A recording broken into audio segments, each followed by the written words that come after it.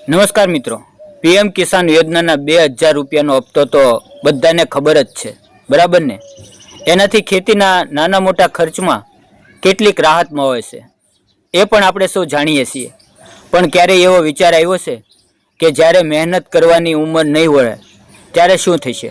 બસ આજે આપણે એક એવી જ જોરદાર યોજના વિશે વાત કરવાના છીએ જે ખાસ કરીને આપણા ભવિષ્યને સુરક્ષિત કરવા માટે જ બનાવવામાં આવી છે.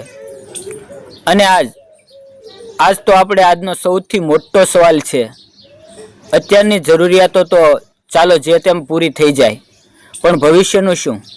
એ ચિંતા તો રહે જ. જરા વિચારો તો, જ્યારે શરીર સાથ આપવાનું ઓછું કરી દેશે ત્યારે આર્થિક રીતે કોનો સહારો લેવો? તો ચાલો આ ચિંતાનો જવાબ પણ સીધો જ જોઈ લઈએ.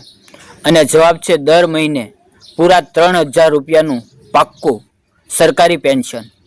વિચારો તો ખરા, આટલી રકમ જો દર મહિને ખાતામાં આવે તો વૃદ્ધાવસ્થા, દવાઓનો ખર્ચ, ઘરનો નાનો મોટો ખર્ચ કે પછી પુત્ર પુત્રીઓને કંઈ આપવું હોય, કેટલી મોટી રાહત થઈ જાય. તો આ જબરદસ્ત લાભ જે યોજનામાંથી મળે છે એનું નામ છે પ્રધાનમંત્રી માનધન યોજના. અને સાચું કહું ને તો આ ખાલી એક યોજના નથી, આ તો વૃદ્ધાવસ્થામાં ખેડૂતોનો એક સાચો સાથી છે. એક એવી ખાતરી છે કે આવકનો જે પ્રવાહ છે ને એ ક્યારેય અટકશે નહીં. ચાલો આને એકદમ સરળ ભાષામાં સમજીએ. આ શું છે? તો આ સરકાર તરફથી મળેલું એક સુરક્ષા કવચ છે, ખાસ કરીને આપણા નાના ખેડૂતો માટે, જેથી કરીને જીવનની સાંજે કોઈ પણ સામે હાથ લંબાવવાની જરૂર ન પડે, સન્માનભેર ગૌરવથી જીવી શકાય. તો આ માનધન યોજના આખરે છે શું? એનાથી આપણને ફાયદાઓ કેટલો થશે? ચાલો હવે જરા આંકડાઓ સાથે સમજીએ કે આ યોજનાથી આપણી વાર્ષિક આવકમાં ખરેખર કેટલો વધારો થઈ શકે છે.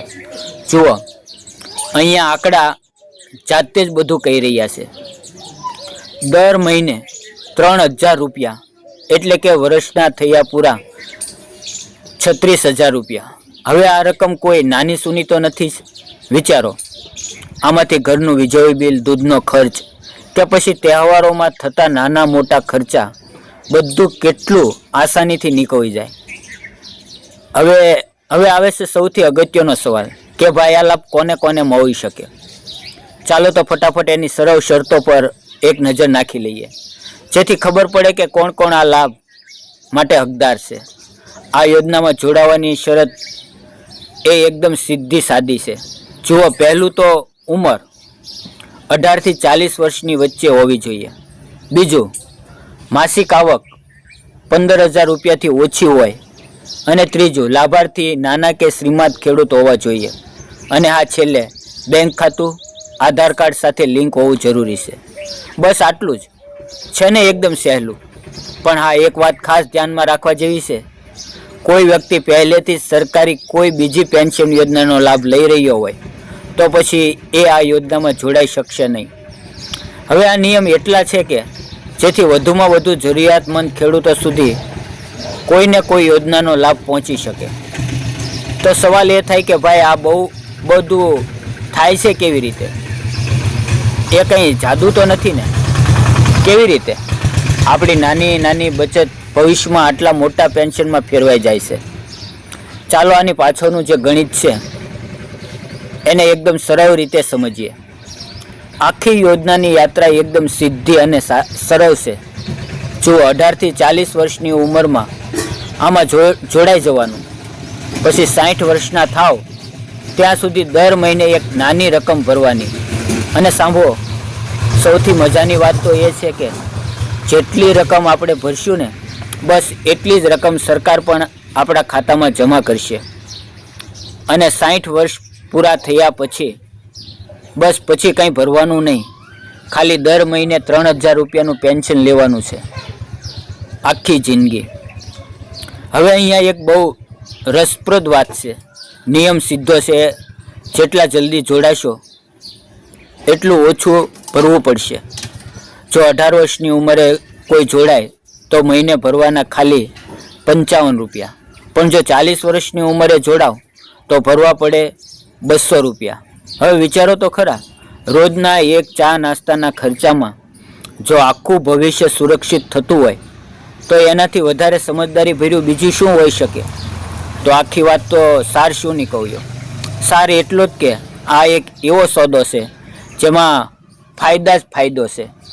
એમ સમજો કે આપણા તરફથી એક નાનકડું બીજ વાવવાનું છે અને સરકાર એને પાણી અને ખાતર આપશે અને પરિણામ શું મળશે?